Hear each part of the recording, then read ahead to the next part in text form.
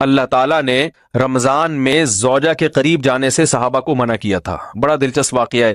رمضان کی راتوں میں بھی زوجہ کے قریب جانے سے منع کیا تھا. ایک صحابی تھے، وہ رات میں کہیں چلے گئے.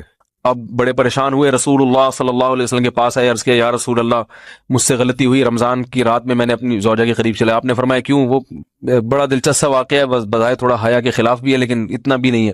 وہ کہہ رہے میری زوجہ کہیں پانی بھرنے کے لیے جا رہی تھی، ان کی پنڈلی کھلی تو میری نظر بیوی کی پنڈلی پر پڑی اور میں بس پاگل ہو گیا بیوی کے عشق میں. میں یہ اس لیے بیان کر رہا ہوں کہ جو لوگ نظر کی حفاظت کرتے ہیں وہ بیوی کے عشق میں پاگل ہوتے ہیں. جو دن رات انٹرنیٹ پر پنڈلیاں دیکھتے رہتے ہیں انہیں بیوی کی پنڈلی بھی کیا شکل بھی اچھی نہیں لگتی ان کو. بد نظری کا یہ عذاب ہے، وبال ہے کہ جو اللہ نے گھر میں آپ کے لیے بٹھائی ہے وہ آپ کو اچھی نہیں لگے گی. تو نظر کی حفاظت کیا کرو، اس سے آپ کو اپنی بیوی سے عشق ہوگا، محبت ہوگی. بات آ رہی ہے سمجھ میں؟ تو اب دیکھو کیسا روزے کی حالت ہے. رمضان میں پابندی ہے، اسلام میں حکم تھا جو رمضان میں بیوی سے بستری کرے گا 60 روزے لگاتار رکھنے پڑیں گے. کتنا بڑا جرم، لیکن صحابی سے برداشت نہیں ہوا. صرف زوجہ کے پاؤں پہ نظر پڑی ہے تو وہ کیسے بیوی سے محبت کرتے ہوں گے، اور وہ بیوی کے بغیر رہ سکتے ہوں گے. اور آج لوگوں کے فون آتے ہیں ہماری بیگم جس میگے جاتی ہے اتنی خوشی ہے، ایسا اچھا سا فیل ہوتا ہے، ایسا عجیب سا محسوس ہو رہا ہوتا ہے جیسے آزاد ہو گئے. تو میں کہتا ہوں ظاہر ہے اب تمہیں موقع مل گیا کنڈی لگانے کا، ٹھیک ہے نا، اور آنکھ مٹکے کرنے کا، تو خوش تو ہوگے. تو یہ بھی ایک عذاب ہے جو لبرل لوگ نے جس عذاب میں ڈالا ہوا ہے نا، اس میں عورت کے حقوق نہیں ہے. عورت کے حقوق نظر کی حفاظت میں اور عورت کے پردہ کرنے میں ہے. جب مرد باہر نکلے گا سب پردے میں ہوں گی تو آئے گا کس کے پاس؟ بیگم کے پاس ہی آئے گا. تو اتنے منہ کالا کرنے کے راستے کھول دیے ہیں تو ظاہر ہے پھر کامیاب ازدواجی زندگی نہیں ہوتی. تو نبی کے پاس آئے، عرض کیا یا رسول اللہ میں برداشت نہیں کر پایا. تو آپ مسکرا دیے. تو وہ نبی کے پاس گئے، یا رسول اللہ ایسے ہوا، مجھ سے غلطی ہو گئی. تو آپ نے فرمایا کیوں؟ فرمایا ایسا ہو گیا تھا. تو آپ صلی اللہ علیہ وسلم نے فرمایا 60 روزے رکھو لگاتار. انہوں نے فرمایا ایک کی طاقت نہیں ہے، اس میں یہ ہو گیا 60 کیسے رکھوں گا، نہیں ہے طاقت 60 کی.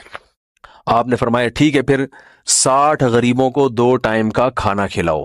فرمایا اس کی بھی طاقت بولو بھائی نہیں ہے. اتنے میں ایک صحابی لائے کوئی چیز صدقہ کرنے کے لیے.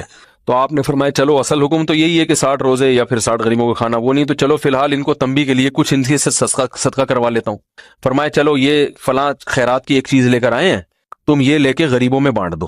انہوں نے فرمایا مجھ سے زیادہ غریب پورے مدینہ میں بھائی کوئی بھی نہیں. آپ صلی اللہ علیہ وسلم مسکرانے لگے. فرمایا جاؤ کھاؤ اور بچوں کو کھلاؤ. اور بھائی غلطی بھی ہوئی اور گھر میں راشن بھی آ گیا. تو اس کے بعد قرآن کی آیت نازل ہوئی کہ احل لکم لیلۃ الصیام الرفث الی نسائکم ہن لباس لکم وانتم لباس لہن علم اللہ انکم کنتم تختانون انفسکم فتاب علیکم وعفى عنکم فالآن باشروہن وابتغوا ما کتب اللہ لکم.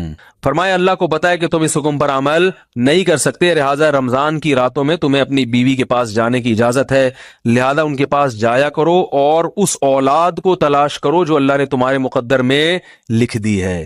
قرآن جہاں بھی بیوی سے ریلیشن قائم کرنے کی بات کرتا ہے اولاد کا ذکر لازمی کرتا ہے، یعنی تلاش کرو اس اولاد کو جو اللہ نے تمہارے لیے لکھ دی ہے. ما کتب اللہ لکم، ما کتب اللہ علیکم نہیں ہے. علا کا مطلب تمہارے خلاف، لکم کا مطلب تمہارے فائدے کے لیے. لام عربی میں نفع کے لیے آتا ہے، علا عربی میں ضرر اور نقصان کے لیے آتا ہے. فرمایا یہ نہیں کہ اس اولاد کو تلاش کرو جو بطور پینلٹی کے اللہ نے تمہارے متھے لگا دی ہے، جو اللہ نے تمہارے فائدے کے لیے لکھ دی ہے. اس سے پتہ چلتا ہے اسلام اولاد کی کثرت پہ کس قدر حریص ہے. بات آ رہی ہے اور بھی اس بارے میں آیتیں ہیں قرآن مجید کی، مگر میں اب زیادہ تفصیل میں نہیں جاؤں گا. کچھ آیتیں رہ گئی ہیں، کچھ احادیث رہ گئی ہیں، تو وہ انشاءاللہ پھر اگلے